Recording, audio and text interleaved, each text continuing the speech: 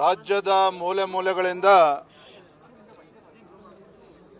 ಸರ್ಕಾರಿ ಪ್ರಾಥಮಿಕ ಮತ್ತು ಪ್ರೌಢಶಾಲೆಯ ಅತಿಥಿ ಶಿಕ್ಷಕರು ಸಾವಿರಾರು ಸಂಖ್ಯೆಯಲ್ಲಿ ಇವತ್ತು ಬಂದಿದ್ದಾರೆ. ಅವರು ಅನೇಕ ಬೇಡಿಕೆಗಳನ್ನು ಇಟ್ಕೊಂಡಿದ್ದಾರೆ ಮತ್ತು ಕಳೆದ ಹಲವಾರು ತಿಂಗಳುಗಳಿಂದ ನಿರಂತರವಾಗಿ ಹೋರಾಟಗಳನ್ನು ಕೂಡ ಮಾಡ್ಕೊಂಡು ಬಂದಿದ್ದಾರೆ. ನಮ್ಮ ರಾಜ್ಯದಲ್ಲಿ 43,000ಕ್ಕೂ ಹೆಚ್ಚು ಅತಿಥಿ ಶಿಕ್ಷಕರು ಇದ್ದಾರೆ. ಆದರೆ ಅವರಿಗೆ ಯಾವುದೇ ರೀತಿಯ ಒಂದು ಭದ್ರತೆ ಇಲ್ಲ.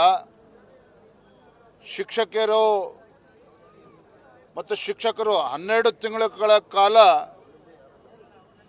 ತಮ್ಮ ಸೇವೆಯನ್ನು ಮಾಡಿದ್ರು ಸಹ, ಪಾಠವನ್ನು ಹೇಳಿಕೊಟ್ರು ಸಹ, ಕಳೆದ 6 ತಿಂಗಳಿಂದ 8 ತಿಂಗಳಿಂದ ಇವರಿಗೆ ಸಂಬಳಗಳನ್ನು ಕೂಡ ಗೌರವಧನವನ್ನು ಕೂಡ ನೀಡೋದಕ್ಕೆ ಆಗಿಲ್ಲ. ರಾಜ್ಯ ಸರ್ಕಾರ 10,000 ಏನು ಕೊಡ್ತಾಯಿದ್ರು, ಅದನ್ನು ಕೂಡ ಕೊಡೋದಕ್ಕೆ ಸಾಧ್ಯ ಆಗಿಲ್ಲ.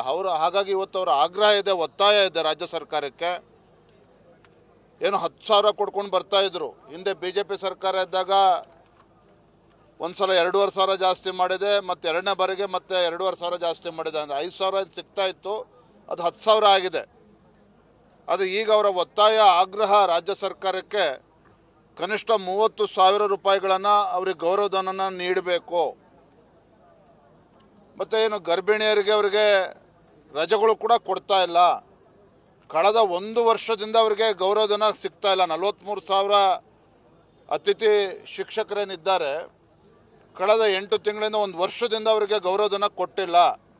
ಈ ರೀತಿ ಅನೇಕ ಬೇಡಿಕೆಗಳನ್ನು ಇಟ್ಕೊಂಡು ರಾಜ್ಯದ ಮೂಲೆ ಮೂಲೆಗಳಿಂದ ಬಂದು ಇವತ್ತು ಹೋರಾಟವನ್ನು ಮಾಡ್ತಾ ಇದ್ದಾರೆ. ಅವರ ಹೋರಾಟಕ್ಕೆ ಒಂದು ಬೆಂಬಲವನ್ನು ನೀಡಬೇಕು ಅಂತೇಳಿ ನಾನು ಮತ್ತು ನಮ್ಮ ವಿಪಕ್ಷ ನಾಯಕರಾಗಿರ್ತಕ್ಕಂಥ ಛಲವಾದಿ ನಾರಾಯಣಸ್ವಾಮಿ ಅವರು ಬಂದಿದ್ದೇವೆ. ನಾವು ಅವರಿಗೆ ಭರವಸೆ ನೀಡಿದ್ದೇವೆ. ಯಾಕೆಂದರೆ ಬರ್ತಕ್ಕಂಥ ಬಜೆಟ್ ಅಧಿವೇಶನದಲ್ಲಿ ನಾವು ಕೂಡ ಇದರ ಪರವಾಗಿ ಧ್ವನಿಯನ್ನು ಎತ್ತೇವೆ. ಅವರೊಂದು ನ್ಯಾಯಸಮ್ಮತವಾಗಿರ್ತಕ್ಕಂಥ ಹೋರಾಟ ಏನಿದೆ, ಬೇಡಿಕೆಗಳೇನಿದೆ, ಆ ಬೇಡಿಕೆಗಳನ್ನು ರಾಜ್ಯ ಸರ್ಕಾರ ಈಡೇರಿಸಬೇಕು. ಆ ನಿಟ್ಟಿನಲ್ಲಿ ನಾವು ಕೂಡ ಬೆಂಬಲವನ್ನು ನಾವು ಸೂಚಿಸಿದ್ದೇವೆ.